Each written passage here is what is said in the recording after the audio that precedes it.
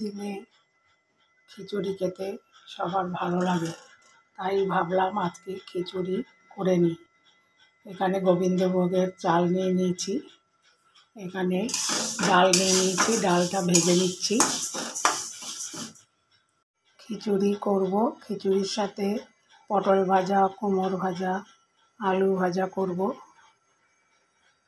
এখানে মশলার জন্য সব নিয়ে নিয়েছি, সবগুলি কেটে পরে তোমাদের দেখাবো।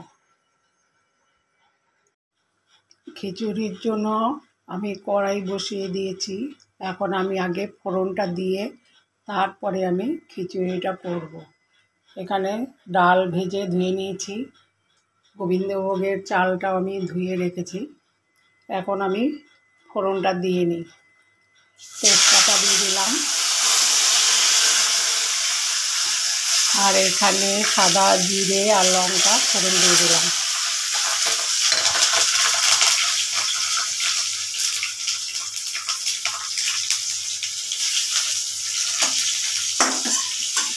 ভাজা হয়ে গেছে। এখন আমি এখানে আদা বাটা, লঙ্কা বাটা একসাথে করে নিয়েছি, এটাও দিয়ে দিলাম।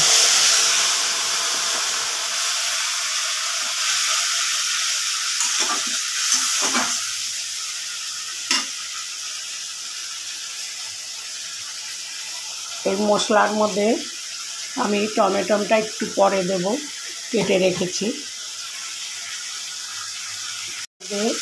আমি এখন টমেটো কুচিগুলি দিয়ে দিচ্ছি।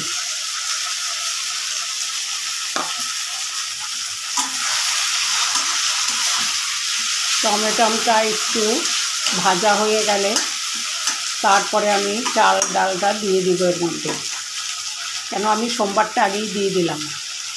লবণ হলুদ এখন দেব না, পরে আমি লবণ হলুদটা দেব। ডালটা মশলার মধ্যে দিয়ে দিয়েছি, ডালটা একটু ভেজে নিচ্ছি।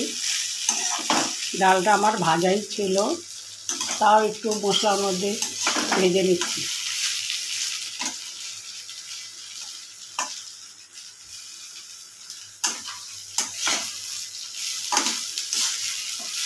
এবার আমি পরিমাণ মতন জল দিয়ে দিচ্ছি।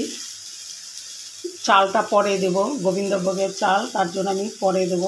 ডালটা আগে দিয়ে দিয়েছি, আমি চালের তুলনায় ডালটা একটু বেশি নিয়েছি।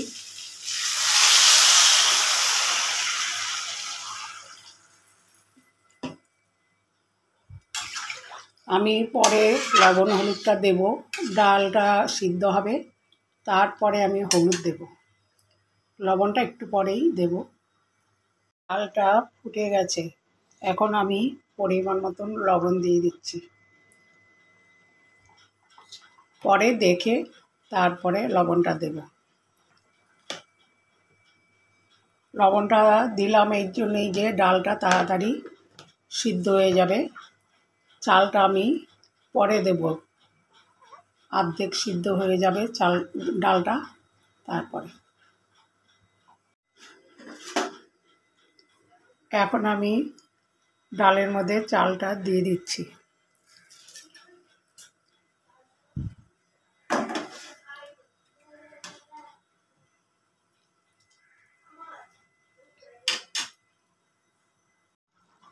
এখন খিচুড়ির মধ্যে পরিমাণ মতন হলুদ দিয়ে দিচ্ছি।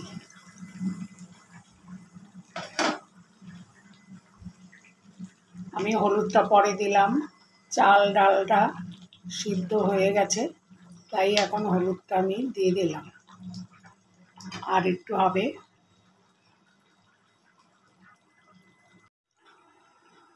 খিচুড়িটা রেডি হয়ে গেছে, কেননা মুগ ডালের খিচুড়ি এরপরে টেনে যাবে নামালে। এখন আমি নামানোর আগে একটু ঘি দিয়ে দেব।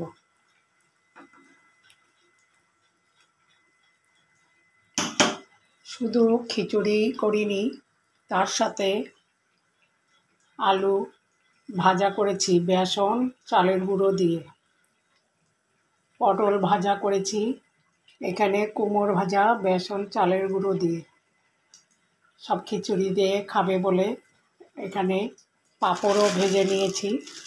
এটা আর খুললে দেখালাম না, ছোটো হয়ে যাবে, খেতে দেরি আছে।